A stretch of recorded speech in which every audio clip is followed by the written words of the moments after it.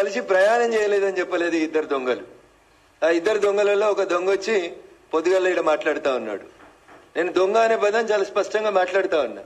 ఎందుకంటే నన్ను ఏమనంతసేపు నేను ఎవరిని ఏమన్నా. నేను తెలంగాణ పల్లెటూర్లలో ఒక సామెత చెప్తారు, మీ ఇంటికి మా ఇల్లు ఎంత దూరం అయితే మా ఇంటికి మీ ఇల్లు కూడా అంతే దూరం అవుతుందని.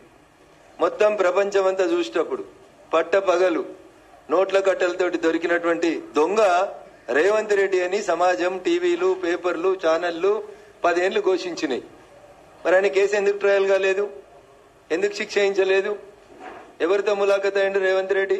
హరీష్ రావు తోట, కవితతోట, చంద్రశేఖరరావు తోట ఆయన ములాఖత్. నేను అడిగిన మిమ్మల్ని సూటిగా ఇద్దరిని, పలానా ఎయిర్ ఇండియా విమానంలో 19వ తారీఖు రోజు రాత్రి మీరిద్దరు బిజినెస్ క్లాస్ లో 2 గంటలు ఏకాంతంగా జరిపిన చర్చలు ఏందంటే చెప్పడం చేతగాలే. ఏమన్నాడు ఆయన? రఘునందన్ రావును గెలిపించేందుకు సిద్దిపేటలో హరీష్ రావు అనేటోడు బీఆర్ఎస్ పార్టీ ఓట్లని బీజేపీ పార్టీకి వేయించిండు అని మాట్లాడిండు. నేను అడుగుతున్నా, నాకు సంస్కారం ఉంది, నాకు చదువు చెప్పిన సార్లు కొంచెం మంచి చదువు చెప్పారు. నేను లాస్ట్ టైం కూడా రేవంత్ రెడ్డి మెదక్కి వచ్చి నా గురించి మాట్లాడినప్పుడు చెప్పిన, రేవంత్ రెడ్డి నేను నీకంటే 2 ఆకులు ఎక్కువ చదువుకొని వచ్చిన, తెలుగు, హిందీ, సంస్కృతం, మలయాళం, కన్నడలో కూడా నీకంటే మంచిగా మాట్లాడగలుగుతా అని చెప్పిన. కానీ నా సంస్కారం, నాకు చదువు నేర్పించినటువంటి గురువులు చెప్పినటువంటి విద్య నాకు అడ్డం వస్తుంది అని చెప్తా ఉన్నా. నేను సొంత ఊర్లో ఎమ్మెల్సీ గెలవడం చేతగానోడు, పోనీ సొంత ఎంపీ సీట్ అన్న నిలబెట్టుకున్నాడు అంటే ఎన్ని ఓట్లతో ఓడిపోయినా ఆయనకే తెలియాలి. ఆయన గెలిచింది అత్తేసారి 5,000 గెలిచిండు. ఇవాళ ఆయన ఓడిపోయింది ఎన్ని వేలతో ఓడిపోయిండో, ఎన్ని లక్షలతో ఓడిపోయిండో నాకంటే ఎక్కువ మా మీడియా మిత్రులకు తెలుసు. సొంత ఊర్లో ఎమ్మెల్సీ నిలుపుకోవడం చేతగా లేదు, పెద్ద పొంకనాలు కొడతా ఉంటాడు, పెద్ద పెద్ద మాటలు మాట్లాడుతూ ఉంటాడు. అధికారంలో లేనప్పుడు ఎన్ని మాటలు మాట్లాడిండు. ఇవాళ అధికారంలోకి వచ్చి 6 నెలలు అయింది. ఏం చేసినావు? ఒక్క జీవో తెలంగాణలోకి రాకుండా నీకంటే ముందున్న ముఖ్యమంత్రి ఒక జీవో తెచ్చిండు. నువ్వు సక్కనోనివైతే తెలంగాణలో తప్పు చేసిన వాళ్ళని జైలుకు పంపించాలనే కోరిక నీకు నిజంగా ఉంటే సిబిఐని రాకుండా నిషేధించినటువంటి జీవోని ఎత్తేయడంలో రేవంత్ రెడ్డికి ఉన్నటువంటి కష్టం ఏందో ఒకసారి చెప్పాలి. ఎందుకంటే ఆయన మీద కూడా రేపు మాపో వస్తుంది అనేటువంటి బాధ, భయం ఏమన్నా మనసులో ఉందేమో ఒకసారి ఆలోచించుకోవాలి. నిజంగా 2013 మేలో బయటకు వచ్చిన తర్వాత టీఆర్ఎస్ పార్టీ నాయకత్వం మీద, చంద్రశేఖరరావు మీద, హరీష్ రావు మీద రఘునందన్ గత 10-12 ఏళ్ల నుంచి రాజీ లేని పోరాటం చేస్తుండనేది మా మెదక్ జిల్లాలో చిన్న పోరాన్ని అడిగినా కానీ చెప్తారు. రఘునందన్ రావుకి కాంప్రమైజ్ పాలిటిక్స్ తెలివై, రఘునందన్ రావు కాలుమొక్కుడు తెలియదు. రఘునందన్ రావుకి తెలిసింది ముక్కుసూటిగా మాట్లాడే తెలుసు. చంద్రశేఖరరావు అయినా గట్లే మాట్లాడతాడు రఘునందన్ రావు, రేవంత్ రెడ్డి అయినా గట్లే మాట్లాడతాడు. 10 ఏళ్లు జయ జయ హే తెలంగాణ జననీ జయకేతనం అనే పాటను గుర్తించే సూరత్ లేదని చంద్రశేఖరరావుని నిండు అసెంబ్లీలో నిలదీసిన ఒకే ఒక ఎమ్మెల్యే ఎవడంటే అది రఘునందన్ రావు తప్పితే ఇంకొకరు కాదు. ఇలా దానికి సినిమా బాణీలు, సినిమా వేషాలు, సినిమా రంగులు అద్ది ఈయనేదో క్రెడిట్ కొట్టుకునే నాటకాలు చేసాడు. మాకు రాదు రేవంత్ రెడ్డి గారు. అందుకని నేను ఏమంటున్నా అంటే రేవంత్ రెడ్డి గారిని, హరీష్ రావు గారిని, నేను ఎవరి దయాదాక్షిణ్యాల మీద గెలవలే. మా భారతీయ జనతా పార్టీ బూత్ అధ్యక్షుల దగ్గర నుంచి మొదలుకుంటే మా మెదక్ పార్లమెంట్ పరిధిలో ఉన్న ప్రతి కార్యకర్త తన్ మన్ ధన్ పెట్టి రగన్న గెలవాలని కొట్లాడితే ఆ అహంకారపూరితమైనటువంటి కేసీఆర్ కుటుంబానికి, హరీష్ రావు అనేటువంటి దుర్మార్గమైనటువంటి క్రియలకి మా మెదక్ పార్లమెంట్ ప్రజలు ఇచ్చినటువంటి తీర్పు నా మెదక్ గెలుపు. నేను వాడేవాడో వీడేవాడో వేస్తే గెలవలేదు. నేను ఎవరి దయాదాక్షిణ్యాల మీద కుర్చీలోకి రాలేదు. అందుకని నా గురించి మాట్లాడే కంటే ముందు నోరు ఒళ్ళు 2 దగ్గర పెట్టుకోవాలని ఈ రాష్ట్ర ముఖ్యమంత్రి గారిని ఈ సందర్భంగా నేను హెచ్చరించడానికే ఇంత తొందరగా మీడియా ముందుకు రావాల్సి వచ్చింది. ఇంకో మాట కూడా చెప్పదలుచుకున్నా, నేను మాట్లాడగలుగుతా. ఏం మాట్లాడతావు రేవంత్ నువ్వు నాతో మాట్లాడాలంటే? ఎందుకు మరి మల్కాజ్గిరిలో నువ్వు ఎవరిని పెట్టినావు క్యాండిడేట్? ను పక్క జిల్లా వాళ్ళని తెచ్చి ఎందుకు పెట్టినావు? ఎవరికి అమ్ముడు పోయినావు? ఎవరికి అమ్ముకున్నావు మల్కాజ్గిరి సీటు? ఎంతకు అమ్ముకున్నావు? నువ్వు గెలిచిన సిట్టింగ్ సీట్ ఓడిపోతే మాట్లాడే తెలివి లేనివి మెదక్ గురించి ఎందుకు నువ్వు మాట్లాడుతా ఉన్నావు? ఏదో బీసీ బిడ్డనట, ఎప్పుడు యాదికి వచ్చిరు బీసీ బిడ్డలు? ఆ బీసీ బిడ్డ నీ మహబూబ్ నగర్ లో ఒక్కడు గెలిచిండు కదా, మరి ఆ బీసీ బిడ్డకి ఎందుకు మంత్రి పదవి ఇవ్వలేదు? ఆ కులం మీద అంత ప్రేమ ఉంటే, బీసీల మీద అంత ప్రేమ ఉంటే కేబినెట్ లో సగం ఎందుకు ఇవ్వలే? ఏదో బీసీ కులకరణ చేస్తాం కాంగ్రెస్ చెయ్యి, 6 నెలల నుంచి ఎవడొద్దన్నాడు? సర్పంచ్ ఎలక్షన్లలో కూడా ఇదే రిజల్ట్ వస్తుంది. ఆడలేక మధ్యలో ఓడిందని గెలవడం చేతగాక సొంతూరులో గెలవనున్నాడు, పక్కన ఉన్నవానికి శుద్ధులు చెప్తాడు. సొంత ఎంపీ ఓడిపోతివి, సొంత ఊర్లో ఎమ్మెల్సీ ఓడిపోతివి, ఆఖరికి నీ పాలమూరులో నాకు అనరాదా అన్న వంశీ చంద్ అంటే నీకు పడదు, వంశీ చంద్కి ఢిల్లీలో పరపతి ఉంది, కాబట్టి వంశీ చంద్రను ఓడగొట్టేందుకు నువ్వు ఒక పక్క పార్టీకి మద్దతు ఇచ్చినావని నాకు అనరాదా అన్న? నేను మస్తుగా అనగలుగుతా, మంచి మంచి మాటలు అనగలుగుతా, తలకాయ ఆడబెట్టుకోవాలని కూడా అర్థం కాని మాటలు అనగలుగుతా. కానీ నేను అంటలేను, ఎందుకంటే మా అమ్మ నాన్న నాకు సంస్కారం నేర్పించారు కాబట్టి. నువ్వు ఇన్ఛార్జ్ తీసుకున్న చేవెళ్ళు ఓడిపోతివి, నీ సొంత జిల్లా మహబూబ్ నగర్ ఓడిపోతివి, ఆఖరికి నువ్వు సిట్టింగ్ ఎంపీ ఉన్న మల్కాజ్గిరిలో మూతోడు జవాబిచ్చిరు మల్కాజ్గిరి ప్రజలు. ఏం మాట్లాడుతా ఉన్నావు? నాకు హరీష్ రావు సపోర్ట్ చేసినది, నీకు చేతనైతే భుజంగరావు అనేటువంటి ఏసీపీ చెప్పిన స్టేట్మెంట్ మీద ఎందుకు హరీష్ రావు అనేటువంటి అరెస్ట్ చేస్తలేవో చెప్పు.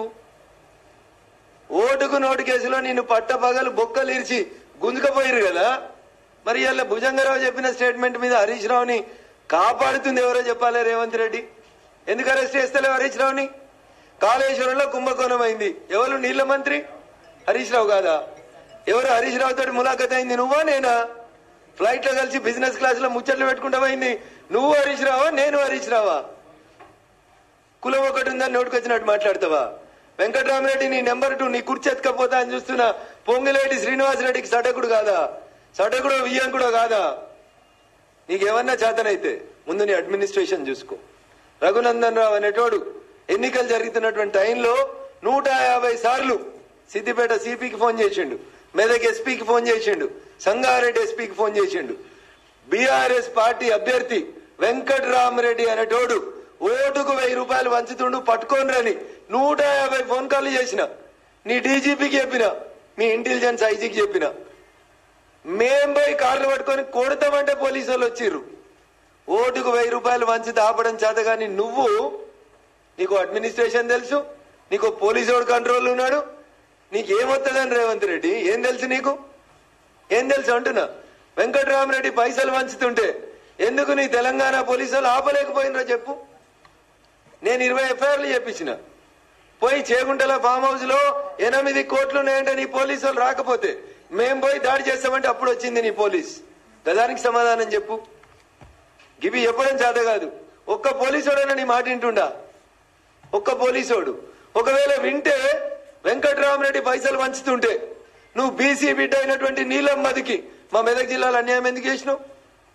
టీఆర్ఎస్ వాడు బీఆర్ఎస్ వాడు 1000 రూపాయలు ఓటుకు వంచుతుంటే నీ సొంత పార్టీని గెలిపించుకోక వెంకటరామరెడ్డికి ఎందుకు సద్దులు మోచిండు నీ శ్రీనివాసరెడ్డి? పైసలు ఎట్లొచ్చినాయి మా మెదక్ జిల్లాకి?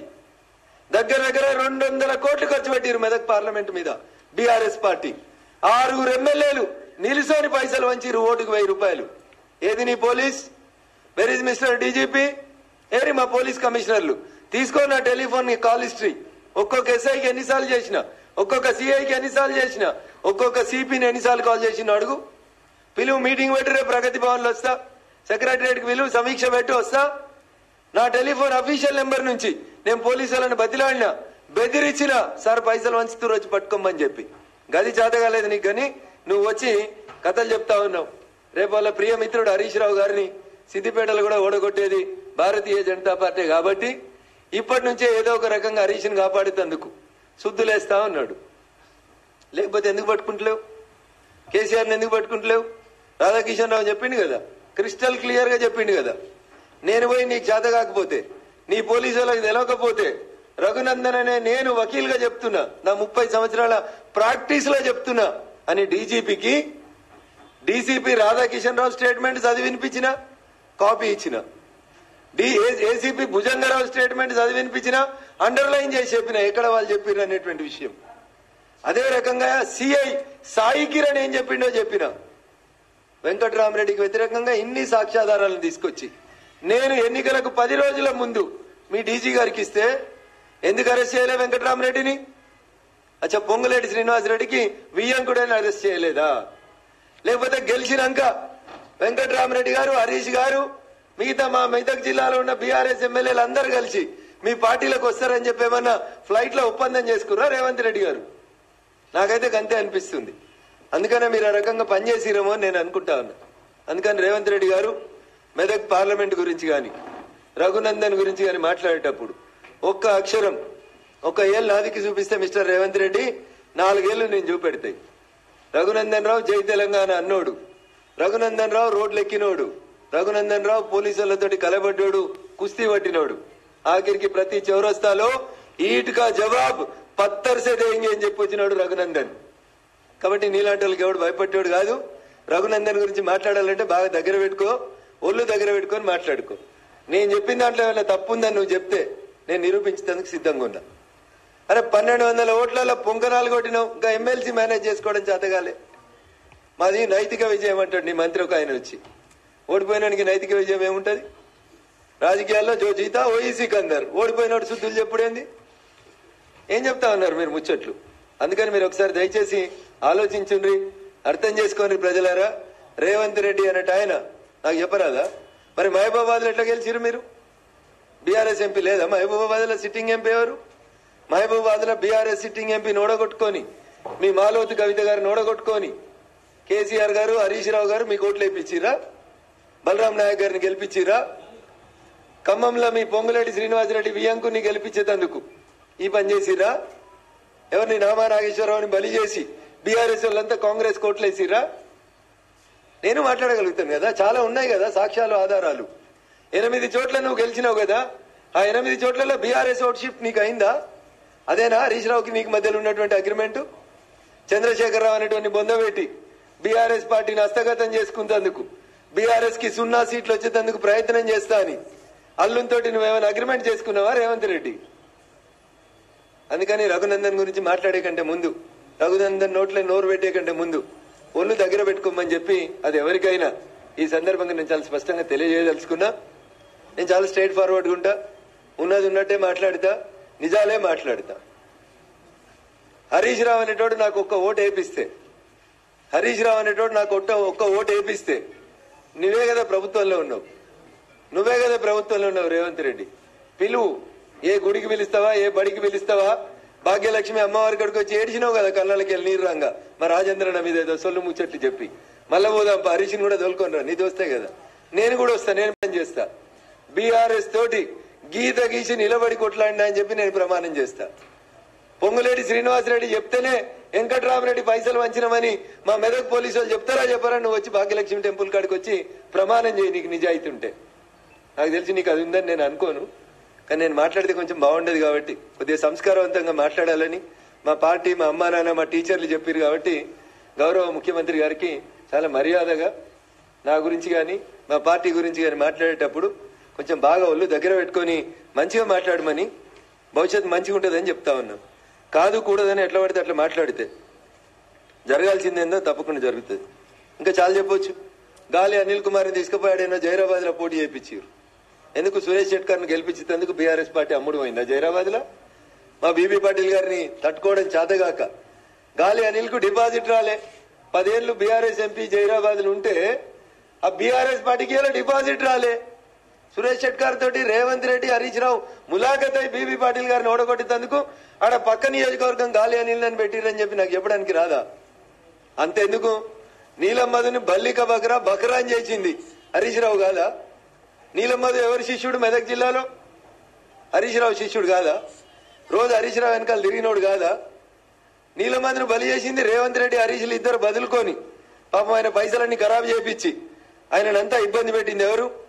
అందుకని ఒకసారి ఆలోచించాలే. నిజంగా నీకు చిత్తశుద్ధి ఉంటే ఎన్నికలు అయిపోయినాయి కదా, జూన్ 30వ తారీఖు దాకా నీకు ఇంకా 25 రోజులు టైం ఇస్తున్నా ముఖ్యమంత్రి గారు. ఈ 25 రోజులల్లా నాకు తెలిసి నువ్వు తెలంగాణ ఉద్యమం చేయలేదు, నీకు ఆ పౌరుషం లేదు, ఆ రోషన్ లేదు, ఆ పదాలకు అర్థం కూడా తెలుసని నేను అనుకుంటలేను. ఒకవేళ ఉంటే ఎందుకంటే జయ జయ హే తెలంగాణ జననీ జయ కేతనం అనే పాటని నేను తెలంగాణ అధికారిక గీతంగా ప్రకటించిన అని చెప్పిన తెలంగాణ రోషం, పౌరుషం నీలో ఉంటే డీసీపీ రాధాకిషన్ రావు ఇచ్చిన స్టేట్మెంట్ మీద ఈ 25 రోజులలో చంద్రశేఖరరావుని అరెస్ట్ చేసి నీ తెలంగాణ పౌరుషాన్ని చూపించు. ఏసీపీ భుజంగరావు ఇచ్చిన స్టేట్మెంట్ మీద హరీష్ రావు అనేట ఆయన తీసుకొచ్చి బొక్కలేసి నీకు చాతనైతుంది, నీ లోపల తెలంగాణ రక్తం ఉందని చెప్పు. లేకపోతే ఏముందో తెలంగాణ సమాజం నిర్ణయించుకుంది. ఎందుకంటే ఈ లాలుచితనాలు, పక్క పార్టీలతోటి పొద్దుకినాక మాట్లాడుకోవడాలు ఈ నాకు రావు, మా పార్టీకి రావు. ఇవి వచ్చేది ఆయనకే వస్తుంది. అందుకని ఆయన్నే చెప్పాలి. ఏమైనా ఓటుకు నోటు కేసులు ఏమైనా భయపడుతున్నాడా? ఎవరికైనా సాయం చేద్దామని, ఇంకేమైనా సాయం పొందుదామని అనుకుంటుండా? ఈ has to answer those questions. ఇప్పుడు బీఆర్ఎస్ అనే పార్టీకి ఎంపీలు 0, బీఆర్ఎస్ అనే పార్టీకి లోక్సభలో ప్రాతినిధ్యం లేదు. అధికారంలో ఉన్నప్పుడు 14 గెలిచినప్పుడు మేము పొత్తు పెట్టుకోలే ఆయనతోటి మేము సలహాలు తీసుకోలే, సంప్రదింపులు తీసుకోలే. 9 గెలిచినప్పుడు ఆయన అవసరం ఉందని మేము అనుకోలేదు. 14 గెలిచిన రోజు మాట్లాడిన వాళ్ళు, 9 గెలిచిన రోజు మాట్లాడిన వాళ్ళు, తోలుగుడ్డు పెట్టి 0 వచ్చిన రోజు గీయాలి ఎందుకు మాట్లాడతామన్నా కేసీఆర్ తోటి? చచ్చిపోయిన పాము అని రేవంత్ రెడ్డి చెప్పిండు కదా, అక్కడ చచ్చిపోయిన పాముతో ఎవడైనా మాట్లాడతాడా అన్న? పోయి భారతీయ జనతా పార్టీ లాంటి పార్టీలు చచ్చిపోయిన పాములతో మాట్లాడతాయా అన్న? మా దగ్గరనే చాలా మంది ఉన్నారు కదా, వజ్రాలు డైమండ్స్ చాలా ఉన్నాయి కదా మా దగ్గర. ఎటైనా కోయగలిగే శక్తి ఉన్న అనేక మంది నాయకులు కార్యకర్తల బలం ఉన్నటువంటి పార్టీ భారతీయ జనతా పార్టీ. చచ్చిపోయిన పార్టీలతోటి, ఓడిపోయిన పార్టీలతోటి, 0 సీట్లు వచ్చిన పార్టీలతోటి చర్చలు జరపాల్సిన అవసరం భారతీయ జనతా పార్టీకి లేదు. నేను భాగ్యలక్ష్మి గుడికి ఇట్లే తడిబట్టలు 2 బకెట్ల నీళ్లు తీసుకురానా, నెత్తి మీదకి వెళ్ళి పోసుకొని ఇట్లే గుడికి వస్తా. మీ లోపల ఎవరికైనా నిజాయితీ ఉందంటే, రఘునందన్ రావు నికార్స్ అయినోడు అవునా కాదా తెలుసుకుందాం అనుకుంటే ఇప్పుడు పోదాం భాగ్యలక్ష్మి గుడికి. నల్లా ఏడుందో చూసి ఇప్పనా ఇట్లే తడిగుడ్డలతోటి ₹1 ఎవడికి వంచకుండా, ఒక్క ఓటర్కి ₹1 ఇవ్వకుండా రఘునందన్ మెదక్ ఎంపీ గెలిచి వచ్చినా ఇప్పుడు ప్రమాణం చేస్తా. ఈడికెళ్ళి వచ్చేస్తా. రేపు పొద్దుగాల ఇంటికి పోయి మావిడనో పంతులను అడిగి రాను, ఇప్పుడు వస్తా, ఇట్లా వస్తా. ఇక్కడ బాత్రూమ్ ఉంటుంది, 2 బకెట్ల నీళ్లు తీసుకొని రా, తడిగుడ్డలతో వచ్చి ప్రమాణం చేస్తా.